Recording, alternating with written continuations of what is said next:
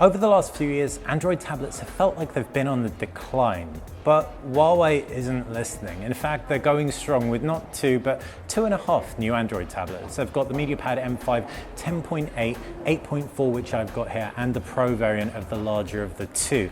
The 8.4 just is a really nice size. It's a great ebook reader size. The design of it's really elegant. It's got 2.5D curved glass and a unique body chassis, and it also supports LTE 4G as well. 11 hours of playback. On paper this looks good, but this is an unboxing video, so let's get stuck inside the box. Okay, on the front you can see you've just got the name of the product, and you've got the fact it's tuned by Harman Kardon, high-res audio support as well, which we don't see on too many tablets. At the base you've got a barcode which indicates there's 64 gigabytes on this. We've got the gold variant and there's 4 gig of RAM, while around the back you've just got some key specifications. 8.4-inch 2K display, so it will be nice and sharp. Harman Kardon tuning, as I said. It's a Kirin octa-core processor, and that's the 960, not the brand spanking new 970, with longer battery life, a long battery life and quick charge. That long battery life specifically is quoted at 11 hours. And bam, there it is, taking center stage.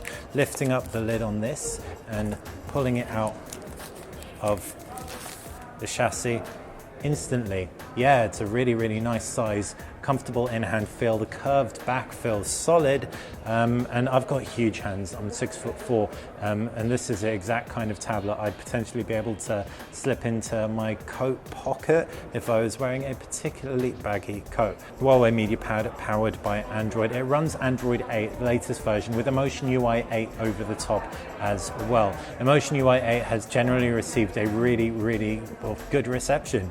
It's the most fluid and stable version of Huawei's user interface to date, but on lower end devices it can slow things down a bit. It is heavier than stock Android, and this is a dummy review device effectively, so there may not be complete final retail elements. You've got a SIM eject tool. We've got the 4G variant, and also it supports micro SD cards. There is a dongle in the box, as this does not have a headphone jack, so it's USB-C to full-sized dongle, and you also have a USB to USB-C connector for data and charging.